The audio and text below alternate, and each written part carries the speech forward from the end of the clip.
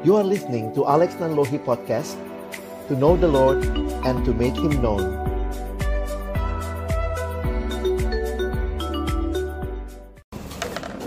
Mari Bapak Ibu yang dikasihi Tuhan, sebelum kita membaca merenungkan firman Tuhan, kita berdoa. Kami datang dalam ucapan syukur kepadamu ya Tuhan. Terima kasih karena siang hari ini Tuhan memberikan kesempatan kami bersekutu memuji memuliakan nama-Mu. Dan tiba waktunya bagi kami untuk membuka firman-Mu ya Tuhan. Kami mohon ketika kami membuka firman-Mu, bukalah juga hati kami.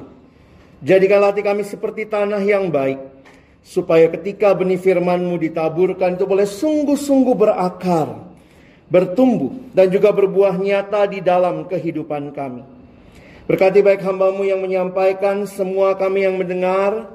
Tuhan tolonglah kami semua, agar kami bukan hanya menjadi pendengar-pendengar firman yang setia, tapi mampukan dengan kuasa, dengan pertolongan dari Roh-Mu yang kudus, kami dimampukan menjadi pelaku-pelaku firman-Mu di dalam kehidupan kami, di dalam keseharian kami. Bersabdalah ya Tuhan, kami anak-anak-Mu sedia mendengarnya dalam satu nama yang kudus, nama yang berkuasa, nama Tuhan kami Yesus Kristus, Sang Firman yang hidup. Kami menyerahkan pemberitaan firman-Mu. Amin. Shalom, selamat siang Bapak Ibu Saudara yang dikasihi dalam Tuhan Yesus Kristus, baik yang ada di tempat ini maupun Bapak Ibu Saudara yang ada di Zoom ya. Kalau di Zoom berarti kita berzumpa ya. Dan kita bersyukur Tuhan kasih kesempatan seperti ini bagi kita. Di tengah-tengah memasuki masa Prapaskah, menjelang Paskah dan Jumat Agung, ada satu bagian yang akan kita renungkan bersama, yaitu satu tokoh yang sangat dekat dengan kematian Kristus, yaitu Yudas Iskariot. Saudara, saya tidak tahu apa yang saudara bayangkan kalau mendengar tentang Yudas. Tetapi mungkin berbagai hal muncul di benak kita. Kalau Bapak Ibu Saudara menonton film, dan sejak awal film itu dikasih tahu siapa penjahatnya, maka mungkin sepanjang kita nonton film itu kita akan lihat terus, wah ini yang jahat, kira-kira seperti itu ya. Kalau Bapak Ibu ada yang penggemar drama Korea, ada drama Korea yang lagi ngetop ini ya, yang perempuan mungkin tahu, 39. Dari awal udah dikasih tahu, salah satu temannya meninggal, kira-kira begitu ya. Bapak Ibu Saudara, kenapa saya kasih gambaran seperti itu? Perhatikan Alkitab ketika memperkenalkan Yudas kepada kita. Mari kita lihat slide berikut ini. Kalau saudara baca dalam Markus pasal yang ketiga, maka saudara melihat, kemudian naiklah Yesus ke atas bukit dan seterusnya, ayat 16, dia memanggil 12 orang, lalu nama-nama mereka muncul. Nah, perhatikan di ayat 19. Dan Yudas Iskariot yang mengkhianati dia. Bayangkan, baru Markus pasal 3 sudah dikasih tahu. Yudas belum mengkhianati. Ini baru pemanggilan. Sehingga kalau kita memperhatikan bagaimana penulis kitab suci ingin menolong kita melihat, kalau nanti ketemu tokoh ini waktu membaca, nah dia pengkhianatnya. Kira-kira seperti itu. Dan apa yang kita tahu tentang Yudas? Next slide. Bapak Ibu bisa lihat beberapa hal saya tuliskan. Sehingga kalau kita perhatikan, Yudas ini diingat karena pengkhianatannya terhadap Yesus. Ia adalah satu-satunya dari ke-12 murid yang tinggal bersama, salah satu dari 12 murid yang tinggal bersama dan mengikuti Yesus selama 3 tahun. Ia menyaksikan pelayanan Yesus, dia juga mendengar pengajaran Yesus, dia lihat mujizat Yesus, bahkan dia bendahara Bapak Ibu. Nah ini kalau bahas begini yang bendahara langsung, aduh kok saya begitu, bukan Bapak Ibu ya. Bapak Ibu kalau lihat bendahara, beberapa penafsir Alkitab bilang mungkin karena Yudas ini yang paling terpelajar, yang lain kan nelayan. Jadi Yudas ini mungkin cukup terpelajar sehingga dia pegang kas, kira-kira begitu ya. Dan dia dituliskan menyalahgunakan jabatan yang terpercaya dengan mencuri. Di mana itu? Next slide, Bapak Ibu bisa lihat di Yohanes 12 ya. Ini kita bisa lihat Yohanes 12, Yudas Iskariot waktu dia melihat perempuan yang mempersembahkan minyak narwastu yang mahal, lalu dia bilang ayat 5 ya. Kalau cuma baca ayat 5 kayaknya Yudas ini murah hati sekali. Mengapa minyak narwastu ini tidak dijual 300 dinar dan uangnya diberikan kepada orang miskin? Tapi Yohanes menuliskan catatan di bawahnya. Hal itu dikatakannya bukan karena ia memperhatikan nasib orang-orang miskin, melainkan karena ia adalah seorang pencuri. Ia sering mengambil uang yang disimpan dalam kas yang dipegangnya. Tidak heran cerita tentang Yudas, pengkhianatannya. Dia mencium Yesus, tetapi sangat terkait dengan uang. Dia menjual Yesus. Bapak Ibu, lihat next slide. Nah, kalau lihat ini gambar ya. Kalau kita googling muncul ya. Next lagi. Ini bacaan kita hari ini. Matius 26 ayat 14 sampai ayat 16. Kemudian pergilah seorang dari ke-12 murid itu, yang bernama Yudas Iskariot, kepada imam-imam kepala. Ia berkata, "Apa yang hendak kamu berikan kepadaku supaya aku menyerahkan dia kepada kamu?" Jadi dia yang nanya. Mereka membayar 30 uang perak kepadanya, dan mulai saat itu ia mencari kesempatan yang baik untuk menyerahkan Yesus. Bapak Ibu Saudara yang dikasihi Tuhan, bagian ini mungkin kalau kita ingat, kita langsung melihat, wow, dia orang yang dekat dengan Tuhan, tetapi dia jatuh juga di dalam hal keuangan. Bapak Ibu Saudara yang dikasihi Tuhan, kalau perhatikan beberapa penafsir kasih banyak kemungkinan. Kenapa Yudas menyerahkan Yesus? Ada yang bilang Yudas tidak sabar. Tunggu, mana Yesus yang akan menggulingkan pemerintah Romawi? Sehingga satu penafsir bilang mungkin Yudas pikir kalau dia serahkan Yesus, nah Yesus akan bertindak. Karena Yesus selama ini nampaknya slow banget ya. Pelan, tenang.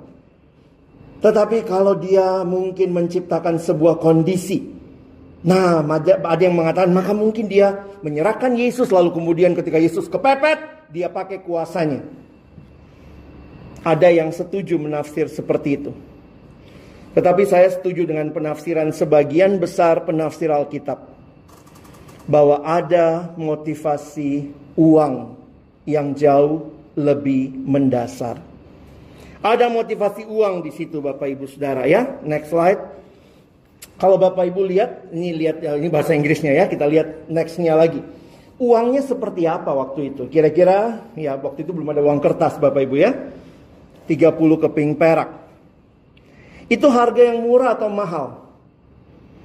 Di dalam Alkitab, 30 keping perak itu harga kalau budak ditebus. Sehingga beberapa penafsir mengatakan ini sebenarnya cukup murah ya. Tapi juga ada yang mengatakan ya tetap ini harga yang cukup mahal pada waktu itu. Uang sangatlah penting bagi Yudas. Ia adalah pencuri, dan di dalam Matius yang kita baru baca tadi, para imam-imam pemimpin telah membayarnya 30 uang perak sebagai upah pengkhianatannya.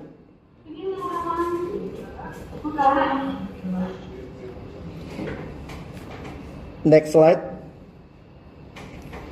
Jadi kalau Bapak Ibu lanjutkan membaca ya tentang Yudas, mungkin kita nggak akan lihat lebih jauh karena banyak sekali bagian yang bisa kita soroti. Yudas Iskariot mengkhianati Tuhan dengan ciuman.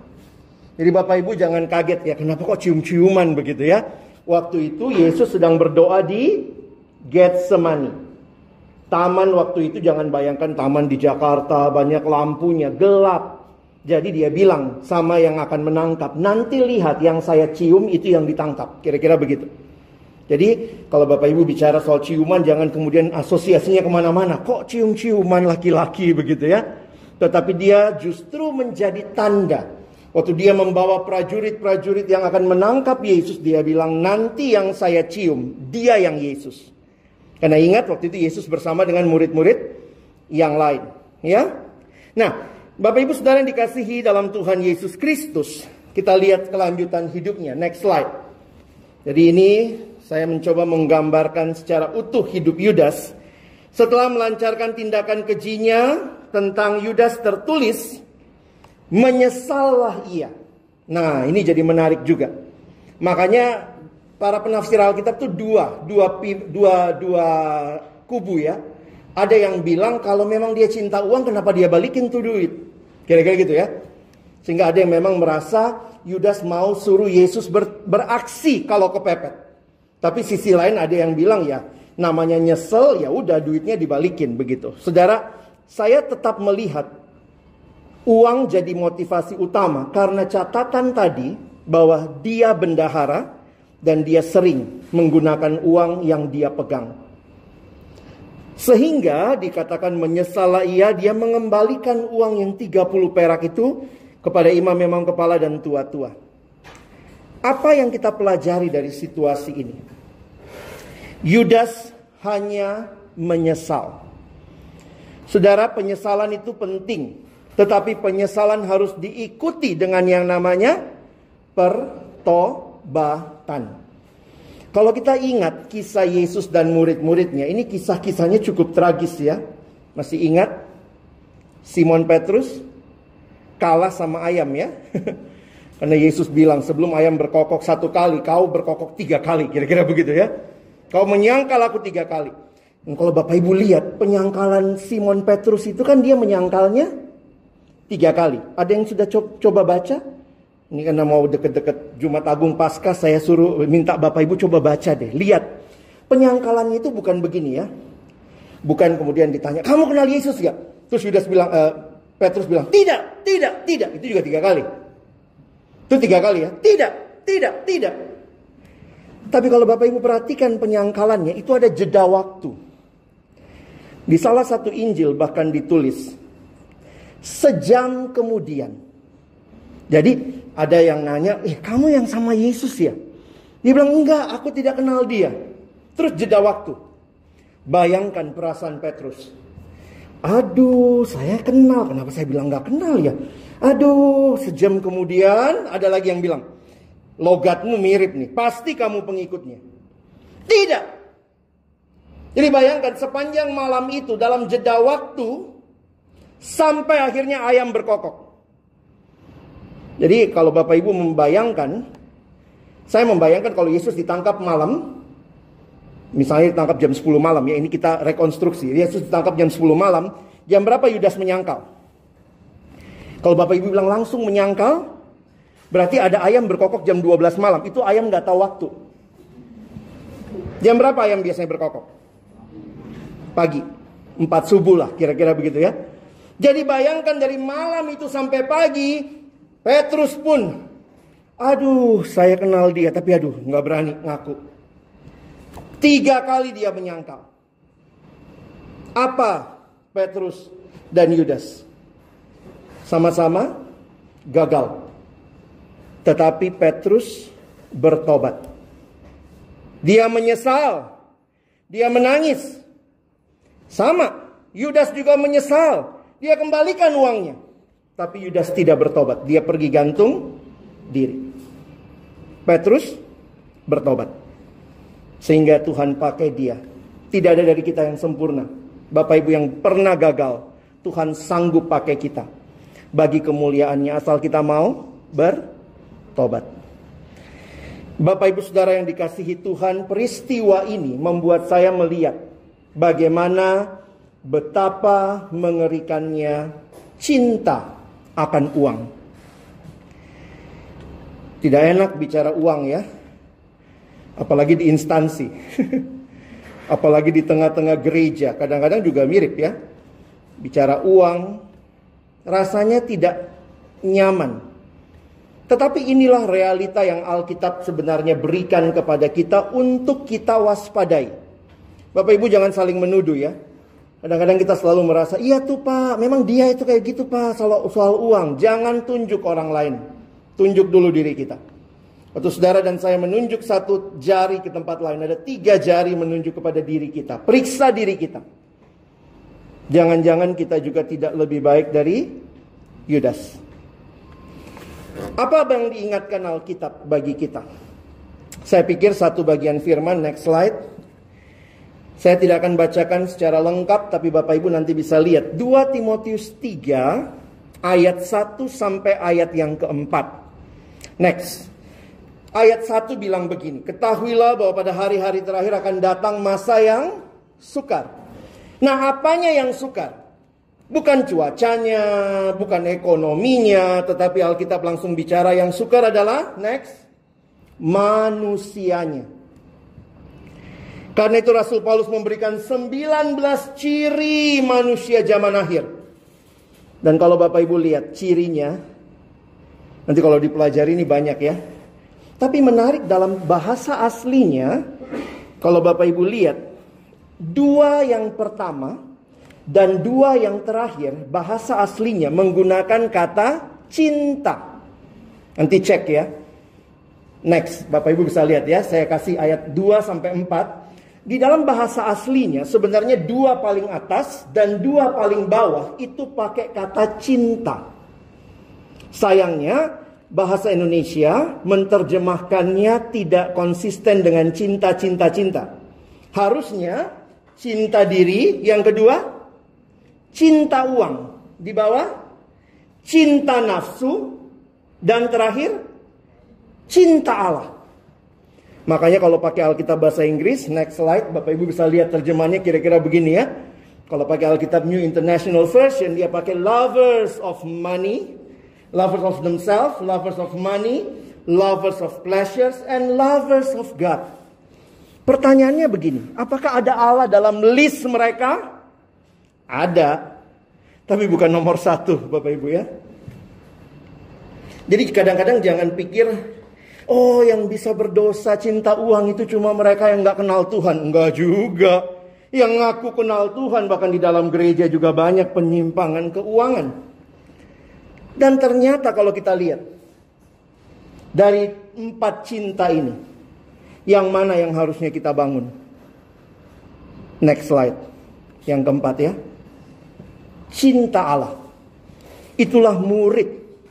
Lovers of God. Bapak Ibu Saudara ingat baik-baik. Next. Kita itu ciptaan Allah. Dan saya tuliskan kalimat berikut. Next. Manusia hanya menemukan kepuasan sejati di dalam penciptanya. Seorang tokoh ilmuwan Kristen. Kita kenal rumusnya. Kita nggak tahu ternyata dia penulis buku Kristen juga ya. Next. Namanya Blaise Pascal. Kita tahunya dia cuman fisika Bapak Ibu ya. Tapi dia seorang Kristen sungguh-sungguh. Dalam satu tulisannya dia katakan, hati manusia biar kecil, namun jika seisi dunia diisi ke dalamnya, tetap tidak akan memuaskannya.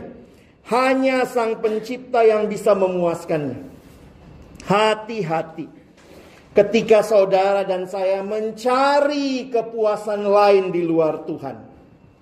Dan itu yang diingatkan tadi. Hati-hati cinta uang, cinta hawa nafsu, cinta diri. Bangunlah cinta kepada Allah. Apa itu dosa? Next slide. Kalimat pendeta John Piper mengatakan, sin is what you do when your heart is not satisfied with God. Dosa adalah apa yang kau lakukan ketika hatimu tidak puas dengan Allah. Nah Bapak Ibu, kalau di hati kita bukan Allah yang bertahta, itu namanya apa? Next.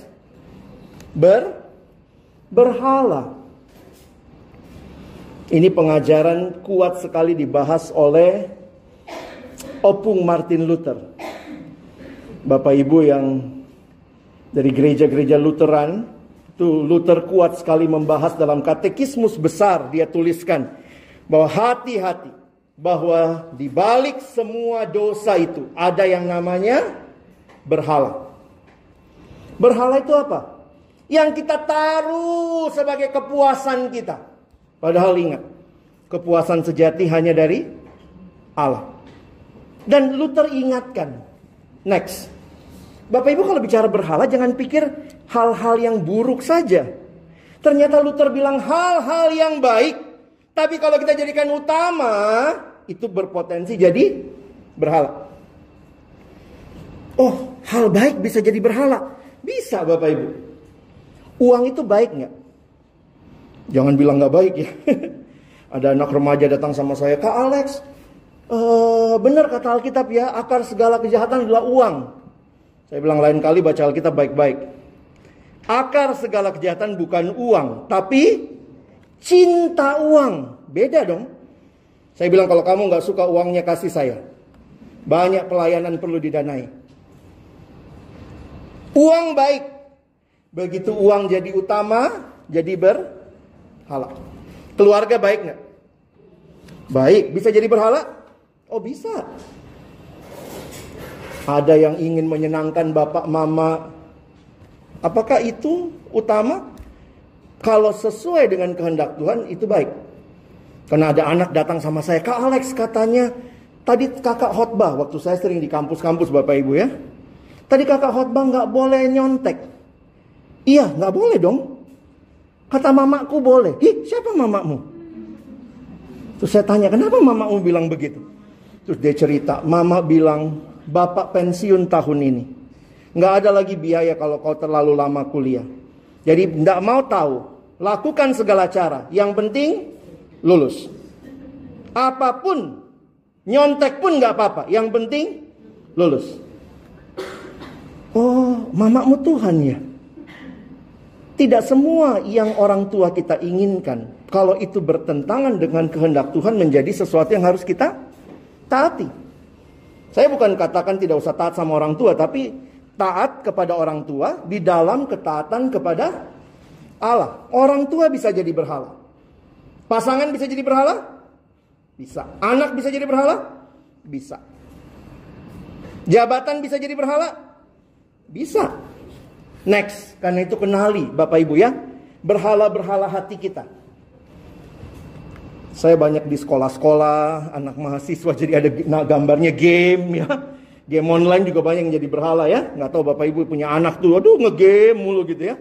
Nah gimana itu? Kita menolong mereka. Emang berhala tuh kayak apa Pak? Kita lihat next. Orang yang kepada berhala, itu dia akan menyembah, tanda kutip. Dia akan mengasihi, melayani, bahkan memperoleh makna darinya.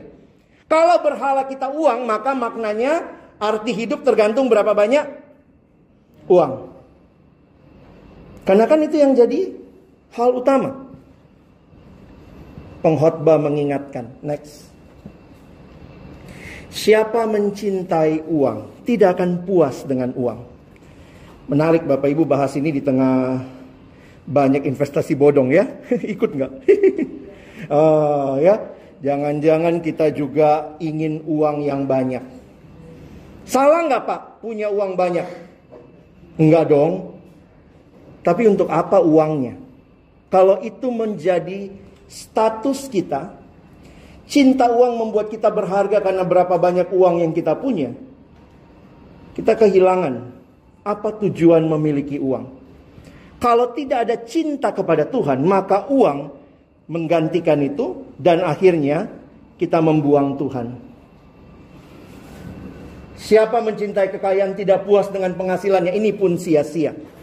Bapak Ibu, anak sekarang kalau belajar mau wawancara selalu pertanyaannya apa? Nanti kalau ditanya berapa gaji? Gitu ya. Terus kita ajarin, bilang aja lah. Ya tergantung standar di tempat bapak lah gitu kali ya. Tapi boleh saya tanya, berapa gaji yang cukup? Lucu ya, kita ada standar kemiskinan, tapi nggak ada standar kekayaan. Berapa standar orang yang kaya? Dan ini jadi pertanyaan buat kita. Hati-hati dengan hati supaya tidak cinta uang. Next. Ini ayat yang terkenal yang tadi saya katakan, akar segala kejahatan adalah cinta uang. Jadi Bapak Ibu mohon jangan salah ngerti. Bukan uangnya, cinta uang. Sebab oleh memburu uanglah beberapa orang telah menyimpang dari iman dan menyiksa dirinya dengan berbagai-bagai duka. Next. Cinta uang berbuahkan celaka. Dan Bapak Ibu sudah lihat itu ya. Next. Banyak anak-anak kita lihat influencer semua mau jadi kaya ya. Dan mari kita bangun kehidupan kerohanian keluarga kita yang belajar mencintai Tuhan. Karena itu next Bapak Ibu, ini kesehatan ya. Tapi periksa hati kita. Bukan masalah sakit jantung atau sakit liver Bapak Ibu ya. Pertanyaan utamanya adalah berikut ini. Next. Di mana engkau sedang menaruh cintamu? Kepada Yesus atau kepada berhala? Ingat kalimat Yesus berikut ini. Dia berkata, kamu tidak dapat mengabdi kepada Allah dan kepada Mamon. Hati-hatilah, karena cinta akan uang menjadi sebuah celah bagi iblis untuk menghancurkan hidup saudara. Jangan mengabdi kepada uang. Karena jika uang menjadi tuanmu, uang adalah tuan yang kejam. Banyak orang mencintai uang, tapi uang tidak pernah bisa melakukan apa-apa. Kita diminta apa? Next. Cinta Yesus. Kenapa kita harus cinta Yesus? Next, Bapak Ibu. Karena dia yang lebih dahulu cinta kita. Next. Ingatlah bahwa kita sudah ditebus oleh Yesus Kristus dengan darahnya sendiri. Sehingga hidup kita bukanlah lagi milik kita, tapi Kristus adalah pemiliknya. Mari layani Tuhan dengan segenap hati dan belajar jangan khawatir dengan kebutuhan hidup. Karena Bapamu di surga tahu apa yang kamu perlukan. We can say I love Jesus only because He loves us first. Semua berhala tidak ada yang mati bagi saudara, bahkan mematikan saudara. Hanya Yesus, Allah yang satu-satunya disembah, yang bahkan mati bagi engkau dan saya. Apa artinya hidup kita? Belajar dari Yudas hari ini. Next, slide penutup saya. Marilah makin mencintai Yesus hari demi hari. Ini adalah perjalanan seumur hidup. Bapak Ibu, berhala itu kayak punya selingkuhan ya. Maaf ya. Berhala itu kayak punya selingkuhan. Harusnya kan Yesus yang disembah. Berhala kita main-main sama dia. Terus ada yang pernah nanya sama saya, jadi bagaimana Kak supaya nggak makin cinta selingkuhan? Makin cinta istri sahmu. Makin cinta suami yang sah. Jadi bagaimana supaya tidak makin cinta uang? Belajar cinta Yesus. Ini perjalanan bangun cinta Bapak Ibu. Banyak bilang jatuh cinta tuh gampang Pak. Iya, yang susah bangun cinta. Membangun cinta dengan Tuhan. Kalau begitu bangun pagi Bapak Ibu lihat foto istri orang, renungkan, pandangi, jangan heran makin cinta istri orang. Tapi kalau begitu bangun, lihat foto istri sendiri, bersyukur, wah ini mamanya anak-anak, luar biasa pengorbanannya. Bangun pagi apa yang Bapak Ibu ingat? Sudah berapa investasiku? Cek dulu. Apa yang Bapak Ibu ingat waktu bangun pagi? Ya hari ini IHSG turun. Saya ikut satu grup ya, adik kelompok yang saya bimbing itu, waduh tiap hari kasih semua tentang saham. Jadi dia bilang, Kak nggak apa-apa saya cerita saham, silahkan cerita. Saya nggak ikut juga soalnya. Tapi dia ada beberapa teman yang ikut. Saya pikir anak muda sekarang kan senang dengan hal seperti itu ya. Tapi saya selalu mau ingatkan, waktu pagi-pagi kau bangun, apakah hatimu gelisah karena saham turun? Atau hatimu gelisah karena kau belum bertelut duduk diam di kaki Tuhan mendengar apa yang dia mau sampaikan bagi saudara? Apa yang jadi prioritas kita? Yudas dekat sekali sama Yesus. Tim inti 12 orang, kemana Yesus pergi dia ikut. Tapi hatinya jauh dari Yesus. Karena hatinya lebih cinta kepada uang. Saudara mungkin ikut binroh, saudara mungkin Kristen, kalungnya salib, tapi apakah hatinya adalah hati yang sedang mencintai Tuhan? Bukan berarti nggak boleh kaya, tetapi kalau saudara dengan hati yang cinta Tuhan, dipercayakan kekayaan, saudara akan pakai itu untuk kemuliaan Tuhan. Tapi kalau saudara hanya cinta kekayaan, kekayaan itu akan menjadi budak, memperbudak saudara, dan mungkin saudara pun akan membuang Tuhan. Yang penting kaya. Harusnya kita bisa berkata, yang penting Tuhan. Sehingga kalau Tuhan terpenting, aku pakai kekayaanku melayani Tuhan dan sesama. Mari nikmati perjalanan cinta kita. Memasuki masa Paskah, lihat salib itu.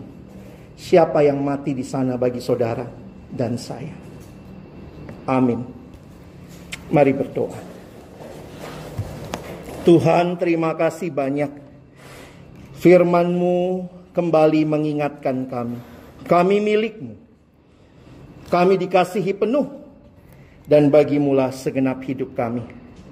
Uang bisa jadi satu daya tarik yang luar biasa saat ini. Tapi biarlah kami tidak lupa, kami pun mau mengasihi Tuhan lebih dan lebih lagi. Supaya kami tahu menggunakan semua hal yang Tuhan percayakan. Kekayaan, waktu, keluarga, jabatan, semua kami pakai demi memuliakan Tuhan dan melayani sesama. Terima kasih. Tolong kami bukan cuma jadi pendengar, tapi jadi pelaku firman. Dalam nama Yesus kami berdoa. Amin.